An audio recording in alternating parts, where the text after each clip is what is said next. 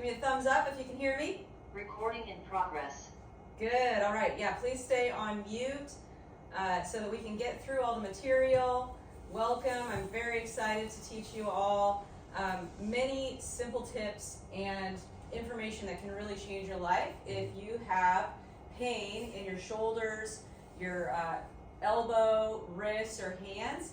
For some of you, this might be a little bit of a review of some of the topics, but I'm sure you're going to get some actionable steps from this talk. And I just want to congratulate you all for being here, for doing something proactive for your health by investing some of your very precious time to be here with us today. Make sure you stay to the end of the talk if you possibly can, because we're going to do a raffle. We'll have some fun little gifts to give away.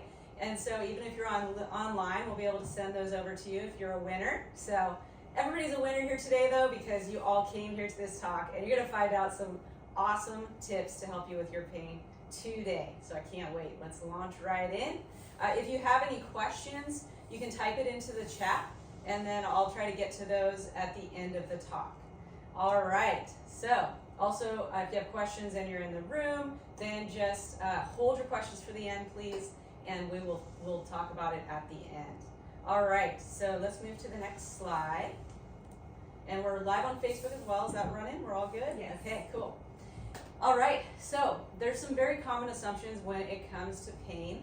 One of those assumptions is that the pain is being caused by joints, being bone on bone, by tendinitis or discs or a pinched nerve.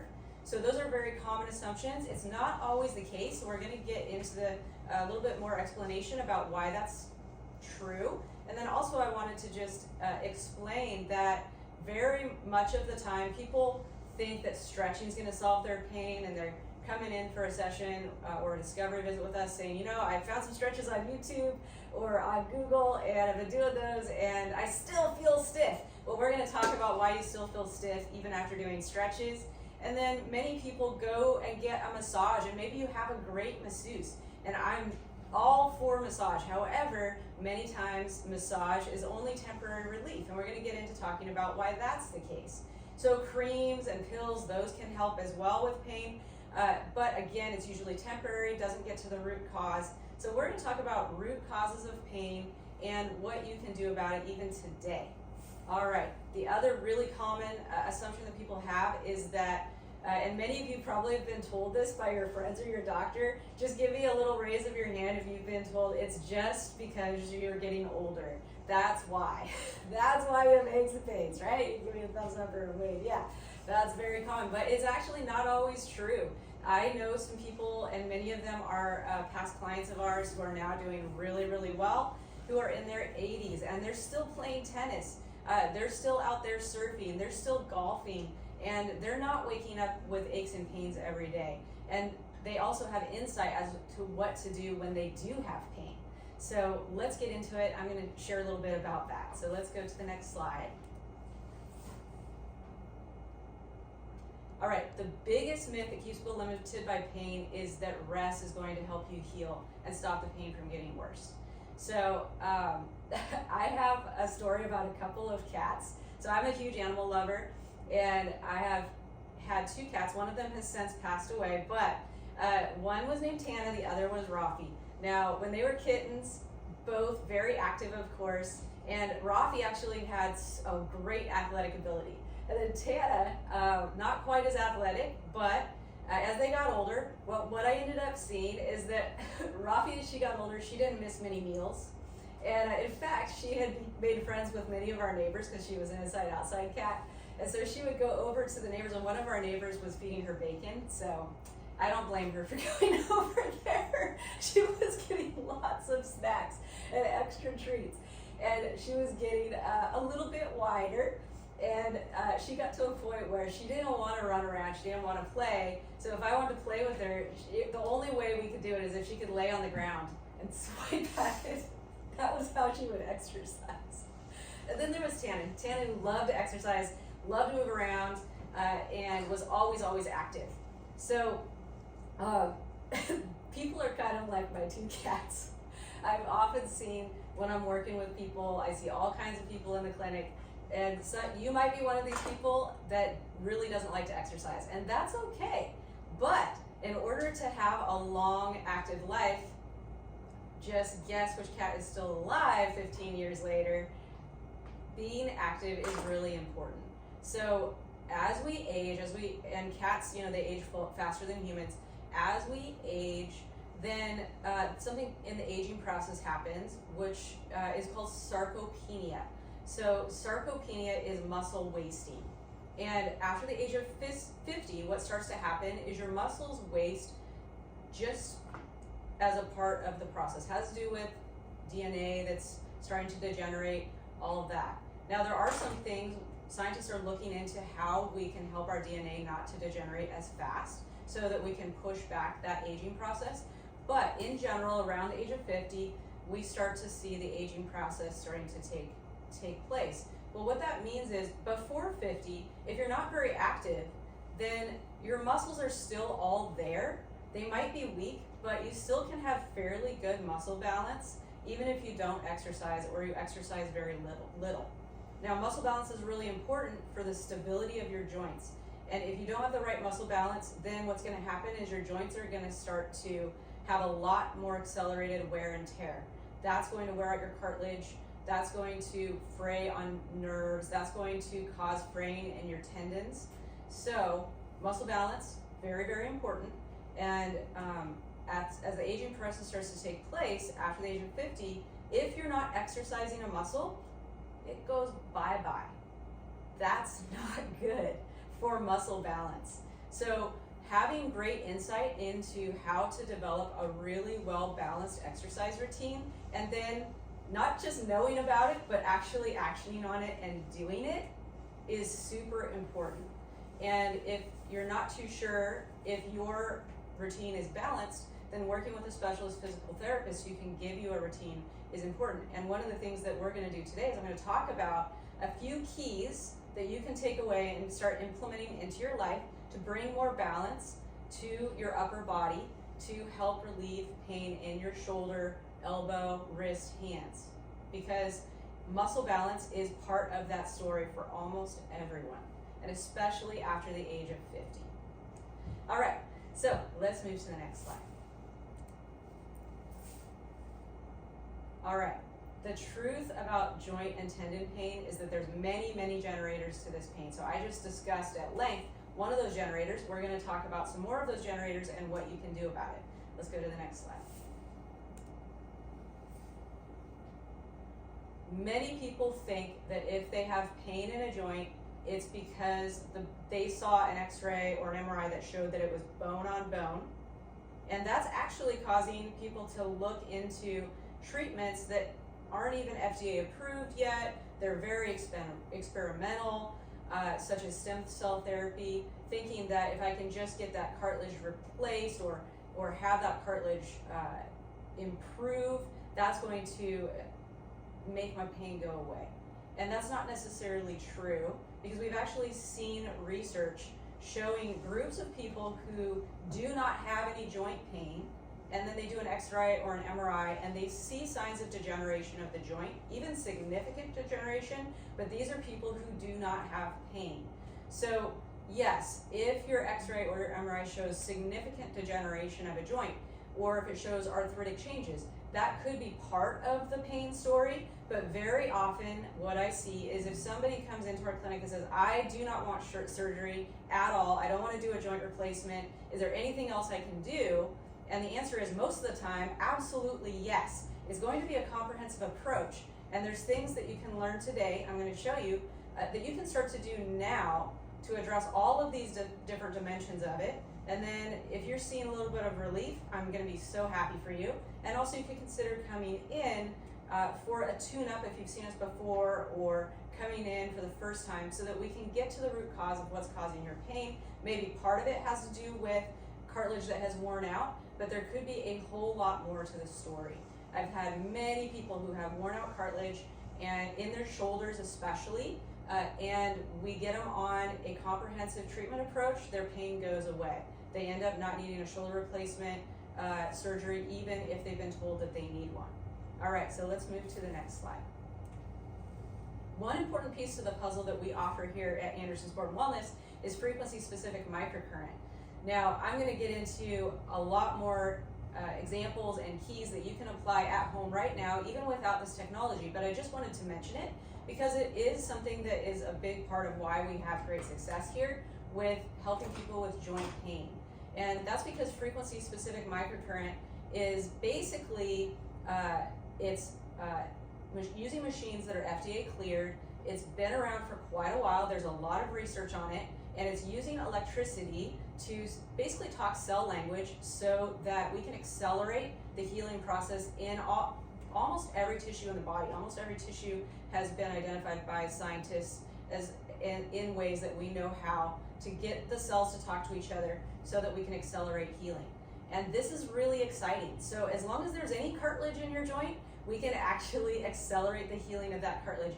And there's a lot more evidence for this than stem cell therapy. And the results are much better in the research, as well as even the Cleveland Clinic is using this.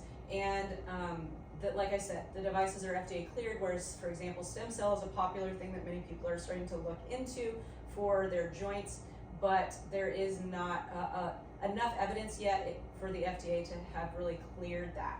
So that's just good to know. All right, so let's move to the next slide.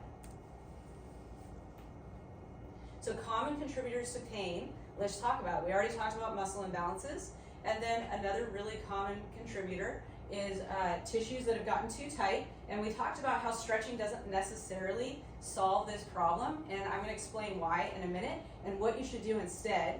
Joints that don't move right is another common cause. So if things got stiff, if things got tight, then your joints aren't going to be moving right, and there's really simple ways that you can start to get those joints to move better, and then there's really specialized therapy ways that you would need to be in the clinic for the therapist to get things moving right.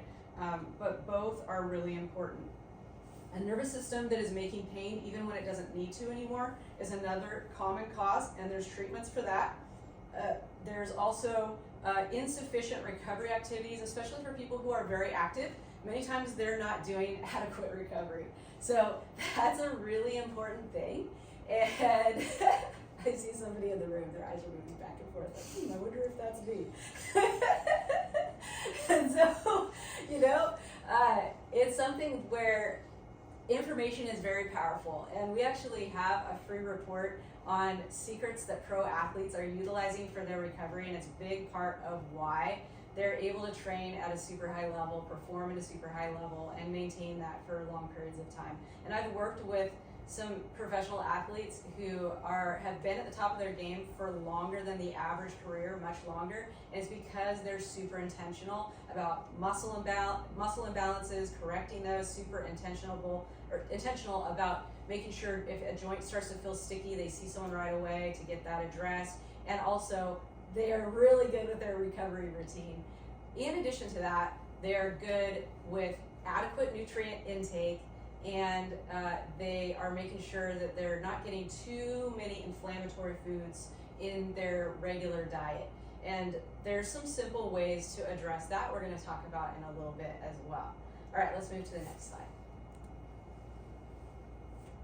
Treatment options conundrum that I'd like to just acknowledge is that I understand what it's like to be you and be in a situation where you have pain and you've tried a bunch of things and you're not really sure what's going to work, and you might even be in a situation where you're pretty much jaded at this point because you've tried so many things and it doesn't seem like it's worked for you. So I just want to encourage you that even if you can see a little bit of change and improvement by applying some of these tips that I give today, that it can really give you insight that this might be the path forward for you. Many times, it's not just one treatment that's going to solve the issue. It's not just one kind of treatment. It's a comprehensive approach that most people need. And I've been in that situation myself.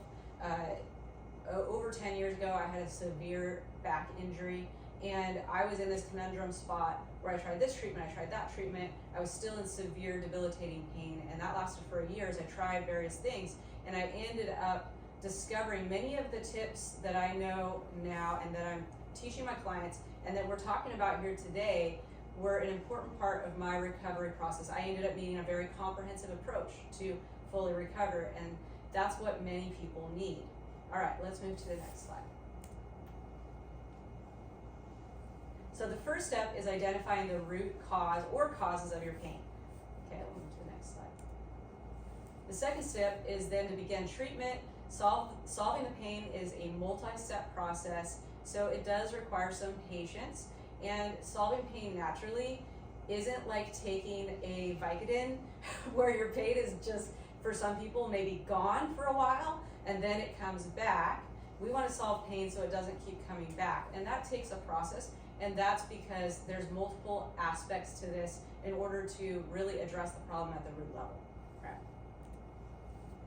So it's helpful to kind of know how you're on the right track with the treatment, and so this would be a great thing to apply, whether you apply it to the things, the principles that we talk about in this talk and the tips that I give you, or whether you apply it with working with a practitioner to help solve your pain. So this slide, if you would like to get a copy, by the way, of my talk, then you can always request one on email. So some symptoms are going to last for a while, but what we want to see is that symptoms, at least some of them, begin to decrease in 1 to 6 visits. All right, you can do more activities, and that your activities should be able to be done for longer is another thing that you want to look for. All right, your sleep is better quality. That's something you want to see start to happen. If you're a person who maybe wakes up 5 times a night, if you're, because of pain, if you're starting to see, oh wow, I only woke up twice. All right, that's a good improvement. Let's keep going. We're making progress. Okay, if you're smiling, if you're finding that your relationship quality is better, that's a good sign that you're on the right track. Because oftentimes when we're in pain, it's really hard to be our best self. Feeling stronger is another good sign that you're on the right track. Being less afraid to try things or do things because you're afraid that pain might get worse is a really common issue. So if you find that you're not so afraid, then that's a good sign that you're on the right track. And even if you have some of the same pain or soreness or fatigue, but the amount of it, there's less of it, that's an important thing, or you're having it less often, that's another thing to look for. All right, and then just keep in mind that sometimes it's normal to have some increased soreness or pain after a treatment, and usually, hopefully your clinician's going to let you know what to expect after treatment so that you can be aware and it doesn't startle you or make you concerned. All right, so let's move to the next slide. A common contributor to pain is myofascial tightness. So there's ways that we can treat it, and I want to discuss that with you because myofascial tightness is probably the biggest contributor to pain. This slide is maybe a little bit hard to see, but you have fascia, which is connective tissue that is around all of your muscle fibers, and scientists have even figured out that this fascia, this connective tissue that holds everything together, is not just around your muscle fibers, it's not just holding groups of fibers together, but it's actually around your nerves. It's holding at the microscopic level, is actually holding your actin and myosin together, which are the sliding filaments that help your muscles to contract. It's crazy. It's literally through your entire system, all right? And fascia is actually a fibril. So a lot of people, and especially if you happened to study anything medical prior to about 10 years ago, then you might have been taught that fascia is a fiber, because we didn't have the technology where we could actually see it inside of a living human being. But in the last 10 years, scientists have realized that fascia is actually a fiber optic network. So information travels through your fascia really, really fast. It's filled with fluid, and it actually has an elastic component to it. So the elastic component allows it to stretch and tighten, and fascia is very strong. It can withstand 2,000 pounds of pressure per square inch. So fascia is highly influential, and if you're not doing treatments that have an effect on your fascia, then if you're just targeting your treatments toward nerve or joint or muscle, you're missing a really important part of how your body functions. All right, let's move to the next slide. This is one of my favorite pictures of fascia. I wanted to include some pictures of living fascia inside a human, but I thought it might possibly make someone feel like they were gonna puke. So I mean, for me, it's interesting, but maybe not everybody has a stomach for it. And so I just thought I would show this picture instead. It's a schematic of it, but it just shows you how the fascia is like a matrix through your system. It's around everything, it's holding everything together, it's influencing everything. All right, let's move to the next slide. This picture shows you how you could have an area in the fascia that is having a little issue with electrical activity that's too high, meaning that's what we call a trigger point. And the way it feels to a clinician is it feels like a little nodule. So if your friend pushed on a trigger point, then you'd be like, ow, it's a sore spot. And if your friend had sensitive fingers, they would feel that there's a little nodule there. And scientists have measured these things, and they've found that in the place where trigger points are, in the place where there's little nodules in your tissue, is an area where the electrical activity is going haywire, and it's too high. All right, now what's going to cause that?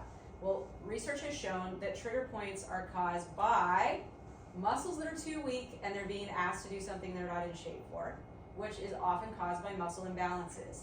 Also can be caused by a situation where you suddenly had to brace yourself, such as a car accident or any kind of a sports injury, something like that.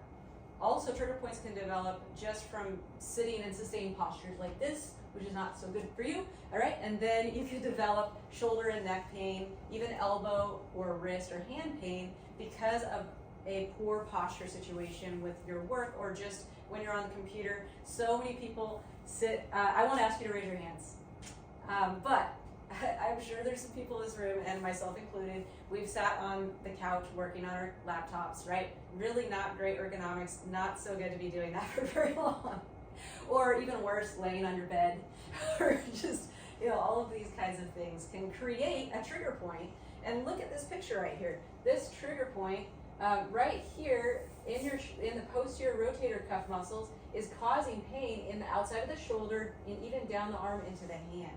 And sometimes that pain might skip the shoulder. It might be just in the elbow or just, even just in the hand. So it's good to know that many times when you're having pain that looks or feels like a nerve pain or a nerve sensation, trigger points can even cause a feeling of stiffness or tingling even.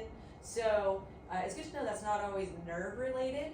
It's also good to know that pain that you're having in your shoulder, for example, you can see there's a lot of pain here, could be because of a trigger point, not because of a joint problem. All right, so let's move to the next slide. This slide shows Thomas Myers' anatomy trains. He is a really famous anatomist, and he has some great ideas about how fascia connects muscles to each other and how it influences the way muscles move. So many of the exercises that we do here in the clinic and our protocols for helping people to have balanced muscular systems have to do with his ideas as well as Gil Hidley's ideas. And these are well-known scientists. There's courses that can be taken to learn their ideas. And there's a bunch of research in the last 10, 15 years that's been done based on their ideas. And it's really revolutionary as far as how clinicians who know about this treat people's bodies. And so it's good if you're shopping around for a therapist or even a massage therapist to help you, to ask them if they've heard of Thomas Myers or Gil Hidley, and if they've taken any of their courses or read any of their books. So there's synergistic relationships with the way these muscles connect to each other through fascia. And if you don't understand that, then you're not going to be efficient as a clinician, and you're not going to even be effective sometimes. For example, there's a spiral line of fascia, the way it connects muscles together, that goes from the bottom of your foot and it wraps around your leg, okay, and then it goes from your left hip to your right shoulder and then around to the back of the left side of your head. What? Those are all connected. Crazy.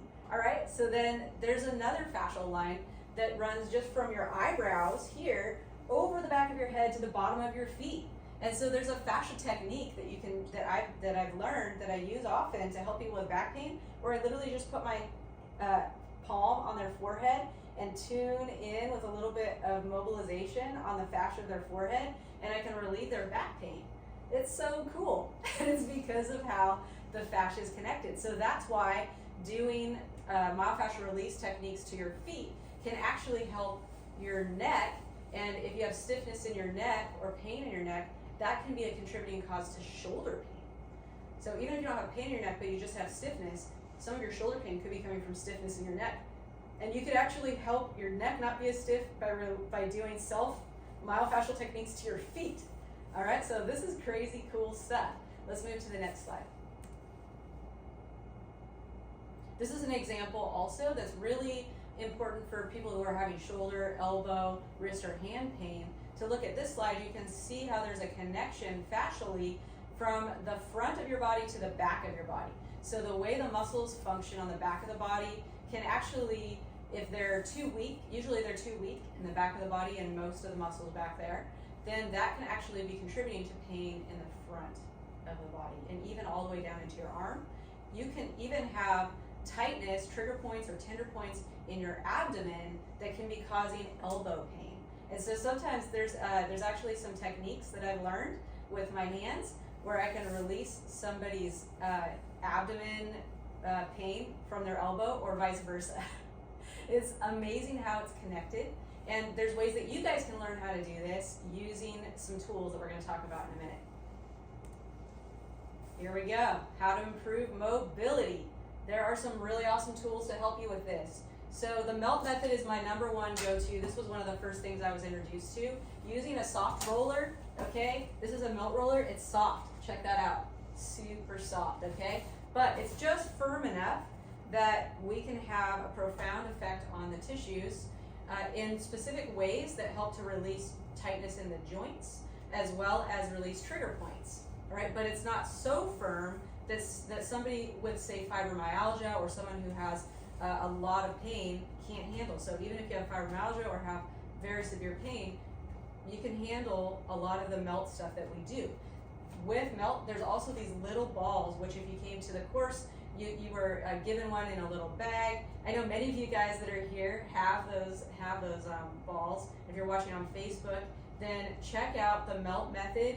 Try to get to a class. Those classes could make such a difference in your pain. And it's one thing to know about it, it's another thing to actually make sure that you're doing it. So make sure that you're incorporating some melt. I like to say that just 10 minutes of proactive self-care every day can make a huge difference in your longevity and in really enjoying your life long term. So for me, myself, I actually do hand melt every single day. And if you do hand melt every single day, that's going to help relieve pain in your hands, in your wrists, your elbows, shoulder, and even your neck. It's also going to help balance your nervous system, which is going to help decrease pain overall. And one little note about arthritis, because I didn't really talk much about it, but arthritis responds super well. If you have arthritis in your joints, it responds super well to motion. Motion's lotion, especially for arthritic things. So melt, not only is it a motion-oriented activity that is gentle enough for arthritic joints, but it's also promoting getting the fascia around the joints to be more slidey-glidey. And it does this by stimulating glycosaminoglycans and fibroblasts. And these are part of your connective tissue matrix. I tried to find a slide of it that wasn't too weird or scary looking. And it's a little hard to find, but they look like these little things inside the fascia, and they're what the fibroblasts and glycosaminoglycans do is they stimulate your fascia to just produce more of a fluidity to it, so the layers can slide and glide better. So melt is really helpful for that. Another thing that's really helpful is instrument-assisted soft tissue mobilization, which we have an example here. I use it a lot. So this little device, how many of you guys have heard of a gua sha? Give me a little wiggle of your fingers if you've heard of a gua sha. Yes. All right, so this device is a gua sha. I have a metal one because I just keep breaking them if they're stone. I just drop them. So it's not real expensive, and there's simple ways that you can use this to stimulate those glycosaminoglycans and fibroblasts that's different than melt, but really powerful and effective. And you can really get a lot of pain relief and motion improvement in your neck, shoulders, wrists, and elbow using the gua sha. We have videos on how to use this, so if you're interested in one, please let us know. We can send you those videos. Frequency-specific microcurrent in the nubia, we already talked about those, can improve fascial mobility. gentle forms of myofascial release, the hands-on kinds of techniques that I mentioned earlier. Stretching yoga can help, but you want to keep in mind that if your fascia layers are stuck together, then if you try to stretch them, it would be like trying to stretch beef jerky. It's not going to go very well. All right, so the way that we help stiff fascia layers that are stuck together is the MELT method, iStem, vibration, frequency-specific microcurrent. These are all ways to help improve the mobility of your fascia. Also, dynamic stretching is important as well, which I'm going to show you guys some simple dynamic stretches, and we're going to do it here today as well. Some simple dynamic stretching. So for the MELT method, I like to actually have people do some of the things with MELT. And so today what we'll do is we won't go get our MELT balls and actually do it with a MELT ball, but we can do it with our fingertips. Now the reason I like to do it with a MELT ball is because it's also massaging my hands, which is good for my hands. But since not everybody here has their ball handy, what I want to do is a very quick routine that's super helpful for relieving stiffness in your neck and even your shoulders. Okay, so you guys ready? Let's do it. So what we're going to do is we're going to use our fingertips, and we're going to first just check our neck mobility. Okay, so we're going to turn our head. Remember, if you have stiffness or pain in your neck, it could be contributing to your shoulder. Okay, you can go side to side, bring your chin to your chest, bring it back up. Just kind of notice what you're feeling. Okay, then let's just try our shoulder mobility. So we're just going to do a little range of motion with our shoulders. Just see, what do I feel with my shoulders right now? What are they doing? All right, and then we're going to press our hands together and then turn them under, and we're going to see what we feel with that. All right, where am I noticing? Am I noticing any stiffness or anything like that? Okay. Then using our fingertips, we're going to just do some little circles at the base of our skull. Oh, this feels really good. All the way, there's a ledge on the back of your head, and so you're going to go right up to that ledge, all along that ledge, and over behind your ear.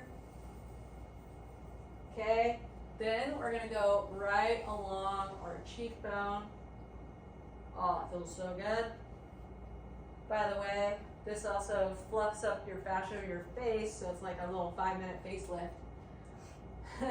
Try it. Look in the mirror before you do it, and then look after. All right? So we're doing circles all along that cheekbone. I've gone up and down a couple times. Then we're going to go right along the jawline. Oh, yeah. That feels really good. If you tend to clench your jaw from stress or pain, this is really good to help relieve that as well. We're going right along our jawline up on top here. Do that a couple times, doing these circles, okay, and then go right in the middle of the cheek, side to side, up and down here, making a little X pattern, little cross pattern, okay? All right, and then I'm gonna go up above my ears on the side of my head. All right, feels good. I'm messing up my hair though. All right, and then we're gonna go back to the base of the skull. Always want to finish here. You have a lot of lymphatic vessels back here, so doing this routine also can help with lymphatic drainage as well. All right, and then fix my hair. We're going to do a couple of pressure points on our hands. So what I'm going to invite you to do is make do this with your finger. Okay, can everybody see me? So what I'm doing here, I'm going to go like this. All right, I'm going to use that as a point of contact. Okay, I'm going to press that right into the middle of my hand and keep my other hand relaxed. All right, then I'm going to do same thing at each of the joints of my hand. Okay, then I'm going to go to the muscles below my thumb. Do one press there. I'm going to go to the front of the carpal tunnel, do one press there, and then I'm going to go to the muscles below the little finger, do one press there. You should feel the sense of pressure, maybe a little uncomfortableness, but not sharp pain, okay? Now I'm going to do the same thing with the other one, okay? Making my little instrument for treating my own hand. Put that in the middle of my hand. Then I'm going to go to each of my first joints, just on the knuckle on the palm side. Do a press there. So this is basically a modified way of doing melt. Okay, and then we're gonna go to the muscles below the thumb, and we're gonna go to the front of the carpal tunnel, and then we're gonna go to the muscles below the little finger. That's great. Okay, now just do a couple of open and close with your fingers like that. All right, and then we're gonna use our two knuckles like this. We're just gonna do a quick little up and down, side to side in our forearm. Okay, so see the forearm right here? Up and down, side to side, quick little, right just below the elbow joint on those wrist extensors. Okay, same thing over here, up and down, side to side. Okay, and then on the inside of the arm, those wrist flexors up and down, side to side. Same thing here, up and down, side to side. These are fascial keys. Okay, and then using my two knuckles, or 3 or 4 if you want, or all of your knuckles if you want, we're gonna find our pectoralis muscles right here, and we're gonna go up and down, side to side. Kind of dig in there a little bit. All right, and what you're aiming for is your pectoralis minor. So in order to find that, you're gonna find your collarbone and just go down a couple of inches, okay? And then you'll be on it. Because that relieves a lot, that will relieve a lot of shoulder stiffness, okay? We'll go over to the other side. Do the same thing, just side to side, up and down. Now you can use your melt ball for this. Oh, I can actually feel that relieving some stiffness in my shoulder right now, because I had some stiffness in my shoulder this morning. Feels good. All right, nice. All right, now what we're gonna do is some light brushing, okay? So you're gonna start on your chest, and then you're gonna just work your way down to your fingertips, and then work your way up, okay? And then start on your chest on the other side, work your way down to your fingertips, and then work your way up.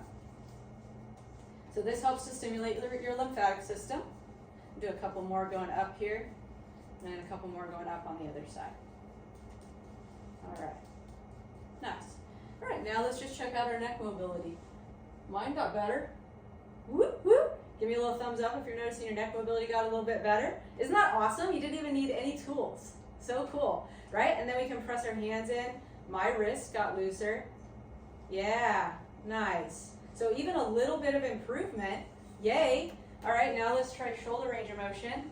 My shoulder feels looser too. Awesome, okay, so that was really quick. Didn't take any equipment. So if we do this with equipment, it's, in my opinion, even better. It definitely feels better.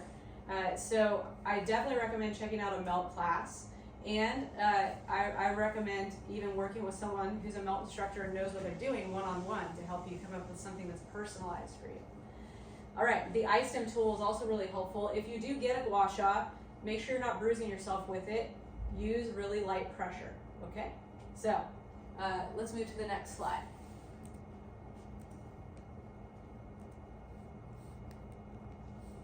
Oh, we just covered that. Okay, next slide. So let's talk just a little bit about ergonomics. How many of you have heard where the top of your screen should be? Anyone want to type into the chat? Anyone know where the top of the screen should be when you are looking at a computer? Should it be up here, just about, like maybe at your forehead? Should it be at your eye level, chin level? What do you guys think? Anyone have any ideas? I just gave you multiple choice. The answer is one of those. Eye level, yes. The top of the screen, yes, Jill, correct. Good job. The top of the screen should be at your eye level. All right, so definitely check out your work situation and make sure that when you're sitting at the computer, the screen is at eye level. I actually have 2 videos online on YouTube that demonstrate all of the different pointers for ergonomics, and I just want to mention this quick story about someone who came to see me for carpal tunnel problems. All right, he came in, he worked in an office situation 8 hours a day at a computer, and he had really bad carpal tunnel symptoms. I asked him about his workstation, and we got it dialed in because it was not good. Literally, he saw me for an evaluation.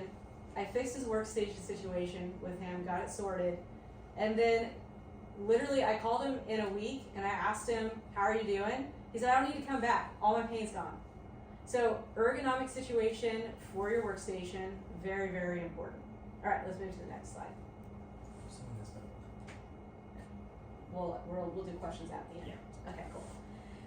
All right, so we'll do all the questions at the end. I'll make sure I get to it. Thanks for asking the question. Okay, so another issue that comes into play is with your posture problems that contribute to problems in your shoulder, elbow, wrist, and hand is muscle imbalances or training issues. So when I look at somebody who's coming in with shoulder, elbow, wrist, or hand pain, then I always want to look at their posture, and it's really, really common to see a posture that's some variation of this, okay?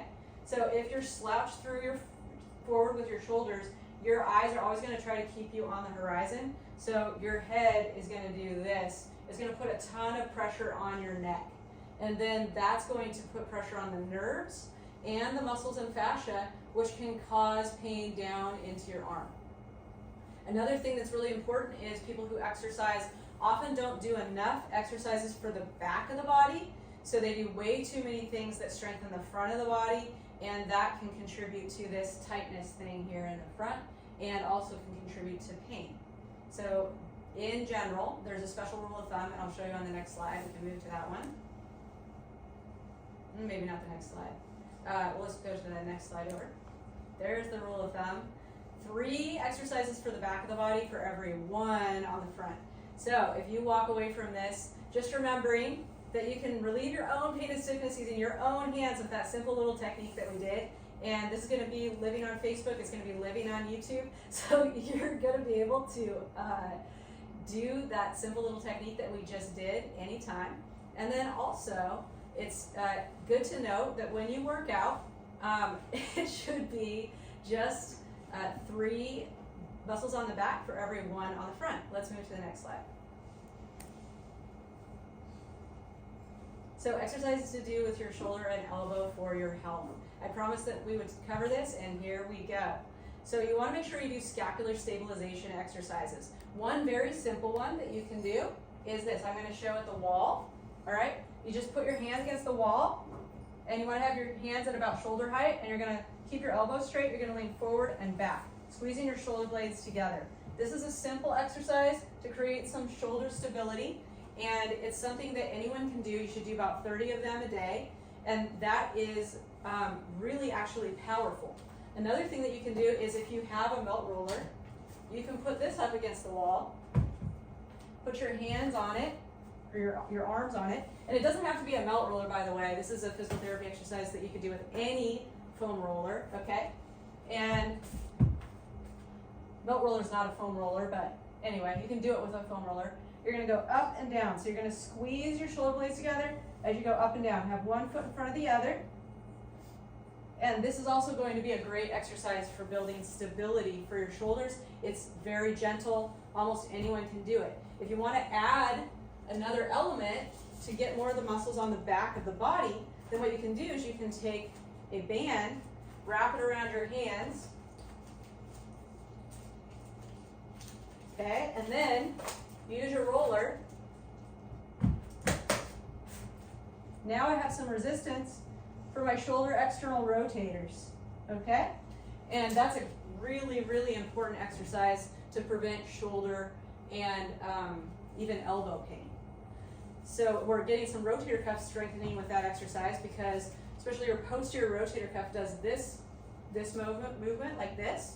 So when I'm up here against the wall and I'm sliding, it's a little bit of that external rotation kind of resistance that we're getting with the band, all right? Very simple exercises, and it's one of the first things that I give to people. So if they're not ready for the band yet, we'll do it without the band, all right? So if you're not sure who you are, start without the band, and then you can progress, okay? Rotator cuff strengthening is super important, like I mentioned, and we have some slides showing various things that you can do. The Lemke posterior deltoid exercise is one where you have a band. I'm going to show you guys real quick. So, actually, yeah, hopefully you guys will be able to see it. I'm going to stretch out a little bit. All right, so with this exercise, it's developed by David Lemke. He is a EMG research scientist, figures out what exercises actually really are stimulating specific muscles, and we use a lot of his stuff in our clinic. And he is important. He helps a lot with the training for the Olympic teams for the U.S. So what we're going to do is stand on our left leg. If you're doing the posterior deltoid exercise, right, you're going to pull the band up like this, get a little bicep curl, and then you're going to stretch your arm back. Okay, you have to maintain balance, and this exercise is working basically almost everything on the back of the body that is needed for good shoulder stability, and it's actually strengthening your elbow. I give this exercise to anyone with shoulder or elbow pain, and it's a really good one also to help improve your balance. If you're not quite ready to stand on one leg, you can have a little toe touch and work your way up. All right, make sure you're combining hip and glute and core into your shoulder exercises. So that's an example of a well-balanced exercise because we're combining all of those pieces into the puzzle.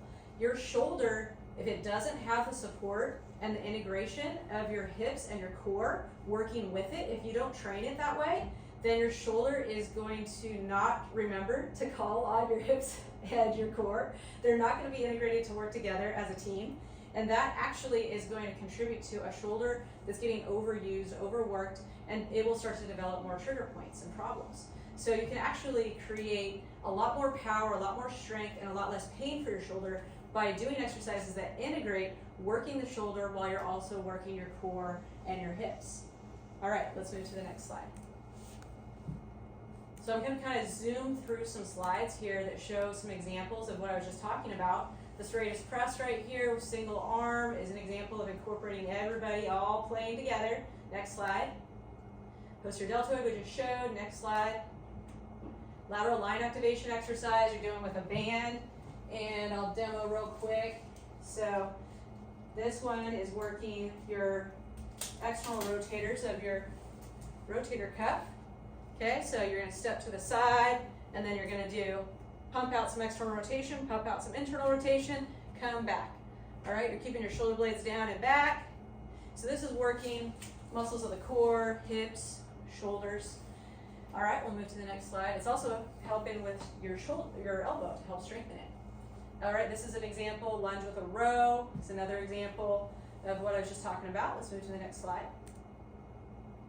And front plank with a reach. Now that's a pretty advanced exercise. Maybe not for everybody in the room or everybody on the call, but it's an example of integrating core, and by reaching, if you're down here and you're reaching with one arm, now you're activating your lower trap with this exercise, a little bit of your anterior delt. All right, and you can always, of course, add a band or a weight to make that more challenging. All right, let's move to the next slide. Balanced rotation, one of my favorite exercises. So with this exercise, you stand on one leg, and you got a band in your hand. If I have somebody that tells me, give me just one exercise that I could do to help my shoulder, then I give them this exercise because it incorporates so many different things. And it's also great for elbow pain. So you put your hand, now this is the more advanced version with your arm out here, okay? But you can also bring your elbow in if you're not strong enough to have it that unstable, okay? You stand on one leg, and you're gonna let your hand come forward in the more advanced version, and then go back, okay? And as you do it, you're gonna rotate. So now we're working core. This is an advanced exercise, all right? Now there's ways to break it down so it's simpler. You stand on one leg, bend your knee, put your toe down for a little bit of stability, abs in, keep your elbow tucked in next to your body, hand up, okay? And we can rotate this way. That's a simpler version, okay? Then the next part of this exercise is to be facing forward. So now I'm gonna go into my serratus press. Check that out. All right, that's a more advanced exercise, but we can bend one leg and we can rotate, okay? Now on the slide it shows two arms at once, which is a simpler way but it's better to do it single arm, because if we can do things single limb as often as possible, that's gonna be much, much better for getting those spiral lines, lateral lines, those different lines of fascia and the way they interrelate with each other to help you to do your everyday tasks. Because think about it, it's not very often that we're doing both arms at once. Unless maybe you're like studying a volleyball, or maybe you're picking up a laundry basket. There's some examples of that, but there's a lot of things where we're reaching for a coffee cup with one hand, right? Trying to get it off the top shelf. So we're doing a lot of single limb activities. When we walk, it's a single limb activity. So we need to train that way. All right, let's move to the next slide. Okay, so the balance reach I was gonna have us do it, but just practice on your own because I want to cover a couple more things. Okay, so to simply ease pain right away, a simple thing that you can do also is just expand your breathing. So let's just take about 1 minute and let's practice that. So if you expand your breathing, it's going to help open up your diaphragm, and that's going to help relieve shoulder stiffness, which can also help relieve elbow issues, okay? So if we practice breathing out longer than we breathe in, that's really important. And you might find that you often breathe shallow throughout your life as you do your day. So just check in and just see, what am I doing? Am I breathing really shallow? Am I taking short breaths? Or am I breathing in for, let's say, maybe 4 seconds, breathing out for, let's say, maybe 8 seconds? So let's just try it for about a minute. So we're just gonna breathe in for 4 seconds. Make sure that your breath is filling your chest and your abdomen. Okay, then we're gonna breathe out for about 8 seconds.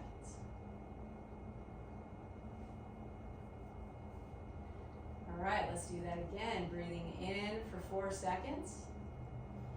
You wanna feel that breath pushing out in a width direction, pushing in a length direction, and breathe out now for 8 seconds. I like to add a breath hold sometimes, so if we breathe in for 4 seconds, and then we actually hold for 4 seconds, and then exhale for about 4 seconds. That is another way that you can help to expand your diaphragm. Now let's add a sound. So if we add a sound, that's gonna activate more of your core and it's gonna stretch the diaphragm more. All right, so I'm just gonna invite you guys to make a shh sound when we do our exhale. So let's breathe in for 4 seconds. Nice, full, expansive breath. We're gonna hold for 4. And then we're gonna exhale.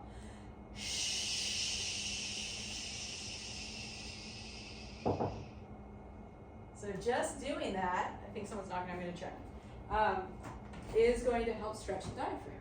Oh, no. False alarm. All right, so that actually is going to help relieve stiffness or pain in your shoulders or your neck. Remember to activate your neck stabilizers. That's gonna help keep your neck from doing this turkey neck thing, okay? And I'm about to show you an exercise for that.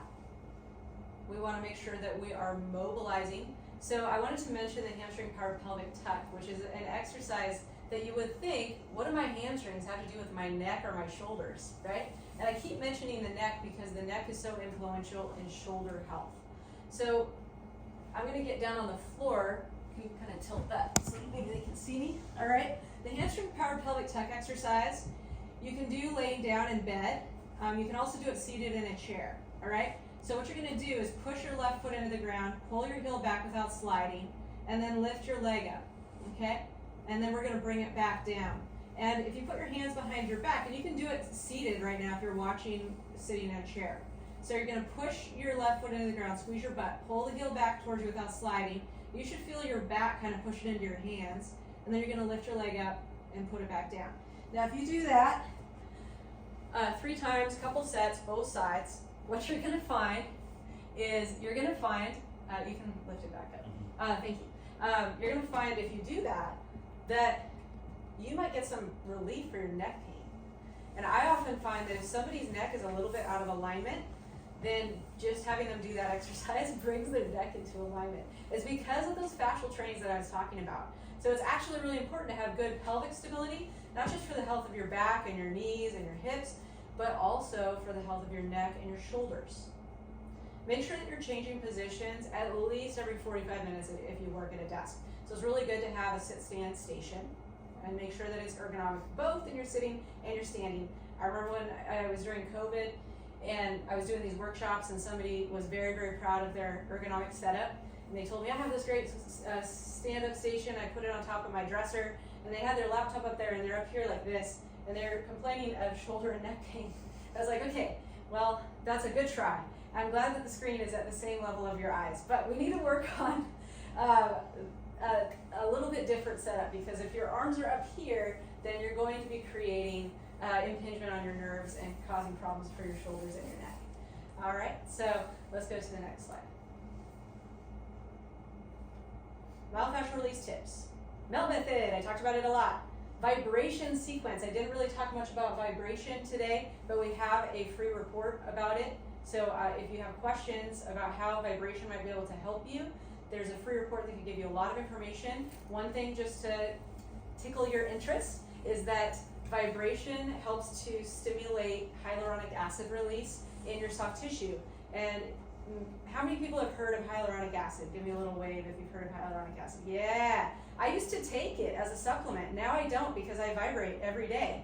I use vibration every day to stimulate my body to produce my own hyaluronic acid for my joints. Hyaluronic acid is the slidey glidey stuff. It's like WD-40 for your joints and your soft tissues. It's amazing stuff, all right? But don't spend $30 to $80 on a supplement. Just get a vibration tool and learn how to use it properly, okay? And that's gonna help you a lot, not just for the fluidity of your tissues, but also for your joints.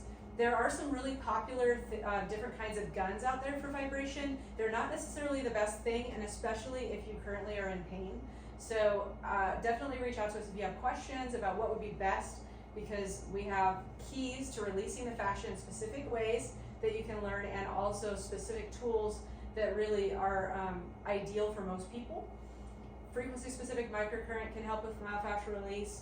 So can tennis ball suboccipital release, which basically what you do is get 2 tennis balls, and then you're going to put it right back here on the base of the skull, and that's going to help to release the fascia back here, which is going to help also stretch your neck and release stiffness in the neck and shoulders. You want to do that for 5 to 10 minutes, maybe 5 times a week, especially if you have stiffness right now. Then you can maybe work down to 3 times a week.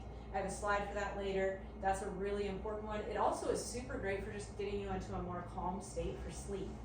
So I personally do it 3 to 4 times a week. So if you've fallen off the wagon, you know about this, but stop doing it, bring it back. It's really good for longevity and for getting better quality sleep. Dynamic stretching, I want to cover very quickly for you guys. So you can actually do this seated in your chair. I'm going to grab a chair so that you guys can see and you guys can participate with me. So for dynamic stretching, here's a simple one that you can do. So sitting in a chair, you can just grab on to the inside of your ankle, okay? And then you can rotate, looking at your hand, and then come back. So what we're doing with this is we're strengthening muscles on the back of the body, and you could do it literally at your workstation. And you could do a variation of it. If it hurts too much to have your arm stretched out, you can do a little chicken wing thing like this, and just do it like that, okay? If that other lever arm is too big, okay? And you can do a modification too. If it's too much to bend forward that much, just partially bend, okay? Or you can even do it seated upright and rotate, okay? So we've got some options there. That's a simple dynamic stretch that's really good for neck and shoulder mobility, all right? There's some other slides as well. And keeping in mind that if you happen to be like Rafi, my cat that didn't like to exercise, it's okay, I still love you, even though I like to exercise. and I understand, because a portion of our clients, they don't really like to exercise. But there's ways to help to stimulate your muscles in ways that you can work into your lifestyle. It doesn't have to take a long time. It can be really efficient, but really comprehensive. And I would love to teach you that if you do a one-on-one session with me, or you can incorporate some of these things that you've seen on this talk as well. So if you're Tana and you love exercising, there might be some things you're doing that are putting you out of balance that are actually causing pain for you. Maybe your recovery system isn't, your recovery workout system or ways of recovering aren't as optimized as they could be. So that's something that we can help you with as well. All right, let's move to the next slide. This was the exercise I told you about for neck stability that I wanted to talk about. So I've talked about it in other talks, and it's a very simple exercise that you can do.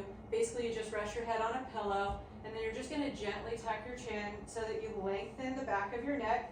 It's going to help open up where the nerve roots come out from your neck, all right? And you're going to do it gently. Now, I've had people who listened to my talk, or they were in physical therapy, and we talked about doing this little chin tuck exercise, and they will tell me, very proud, I was at school, and all day I was doing my chin tuck. Watch. You're doing it like this. Okay, that's not exactly what we're going for, okay? So what we're going for is nice, tall posture, all right? And then you're going to think about, imagine you have a string from the top of your head to the ceiling, and you're going to think about that string is pulling my head upward, and I'm going to tuck my chin downward, and so I'm getting a nice long neck right here, and you're going to feel the muscles in the front of your neck working. So you do not want to see your head tilting this way, like here. We want to keep our head tall, okay, while we tuck, all right? And you can do this up against a wall. Just bend your knees a little bit, and you can do it up against a wall. You can also do it seated in your car, maybe at a stoplight with your head pressing against the back of the headrest. So I get 30 of them in a day. So there's all kinds of like fun ways that you can incorporate, even if you have a very busy life, you can incorporate these things. You don't have to set aside, all right, now I'm going to do an hour of self-care and incorporate all the things we just talked about all at once. No, you can just work it throughout your day.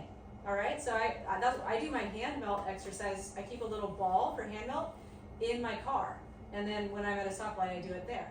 All right, don't try to do it while you drive, please, but you can just find ways to do stuff throughout the day. All right, so let's scroll through all the exercises. I want to touch on one more thing that's really important for joint pain. Keep going. We did the breathing exercise, talked about stretching. Keep going. Right there, nutrition. Okay, so joint pain can be very strongly influenced by your nutrition. I know it's not a super popular thing to hear, right? But highly inflammatory food does cause joint aches. It also causes soft tissue aches, and about over 90% of fibromyalgia pain has to do with food choices, which is a really crazy stat, okay? Same thing with any kind of neurodegenerative disorder, or anything where the nervous system is really profoundly affected. Your nutrition makes a huge difference. If you're an athlete and you just want to perform at the highest level, your nutrition makes a huge difference. Inflammation is stirred up by eating foods that tend to cause it, and then that goes system-wide, and it can ramp up the nervous system, make you feel more anxious, more tension. And how many of you guys, I know you got a sneak peek at the slide, but how many of you guys, go ahead and type it into the chat, or you could I'll poll people here in the room. What do you think would be the most inflammatory food that you could possibly eat? Just give me go ahead and write it into the chat. The most inflammatory food you can possibly eat. And actually in the next slide, even though you saw a peek, it's not ordered in order by most inflammatory. So what do you guys think? Oats. Oats are very inflammatory. Sugar is very inflammatory. That's true, but based on research I've seen, not the most inflammatory, although they are inflammatory. Any other guesses? Gluten is quite inflammatory. That's true. Soy is quite inflammatory. Dairy is pretty inflammatory, but based on research I've seen, the thing that is the most like smoking a pack of cigarettes, hardens your arteries immediately, super inflammatory. Anyone, any guesses? I see people thinking. Anyone? Anyone in the room? Fries. Fries, yes! All right, from Ann in the room, yes. Fries, French fries, oh my gosh, anything fried. And why? Because it's the oil it's fried in, all right? So if it was fried in, say, beef tallow, wouldn't be so bad, but seed oil at that high heat turns into something your body doesn't recognize. Your body's like, what the heck is this? And so your body's like, we're being attacked. And then it goes into full-on inflammation mode because it's trying to protect you from this foreign invader, which is the seed oil that turns into something that can't be consumed as food. And so it causes your arteries to harden right away. It takes, I forgot how long, but it takes a long time for that to settle down. So yeah, definitely fries, super inflammatory. Good to know, right? All right, they are tasty though. All right, we're gonna move to the next slide. And I'm glad we kind of covered a lot of the other inflammatory things. So we have a food choices handout that I've been constantly updating with new ideas, little recipes, different things that you could do to have a diet that is less inflammatory. So if you'd like the latest and greatest, newest version of our food choices handout, then please reach out to us and we'd be happy to email it to you. All right, let's move to the next slide. So just remember, it's almost always not just one thing that's causing your pain, all right? And it's not always one treatment either that's going to probably solve it. It's probably a treatment that involves a comprehensive approach. We talked about a lot of those pieces today. All right, let's move to the next slide. So in your treatment journey, you just want to keep in mind that it is probably a journey if you've had pain for a while. And even if it was a recent injury, it's probably going to take more than just 1 or 2 treatments to solve it. There's occasions where just 1 or 2 treatments is enough, but often it's a journey that can take anywhere from 3 to 6 weeks, sometimes a year, sometimes a couple of years. Okay, depends on what's going on with you. So remember, in phase 1, we want to make sure your joints are all moving right. We want to release muscle tension and spasms, release fascia restrictions to more normal movement, and retrain proper muscle patterns. And that's all part of your home exercise program. And what we would work with you as far as what works for you. Are you more like Rafi, my cat, that doesn't like to exercise at all? Or are you more like Tana, that loves to exercise out? We got to hold you back. You're doing too many things. All right. And some of the things that aren't healthy, right? So, we can work with you either way on that, or whoever you're working with, whatever clinician. Remember to advocate for yourself. If they give you 30 exercises and you're like, this is too much and I'm just not doing it, then don't tell them that you're doing it, or just not talk about it. Just ask them, like, hey, this feels like too much. Is there some way we could do less or do it different? And then you want to, in phase 2, continue to build strength and keep those tissues mobile, which is with all these things we talked about with the melt and vibration, the dynamic stretching. And dynamic stretching is better than passive stretching because we're actually strengthening you within that mobility, okay? Because if you just do passive stretches, then you're not going to have the strength within the mobility.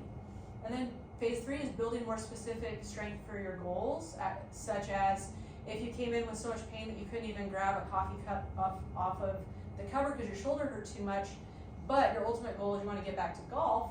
Well, phase 3 is where we're starting to work toward more golf-related activities, for example.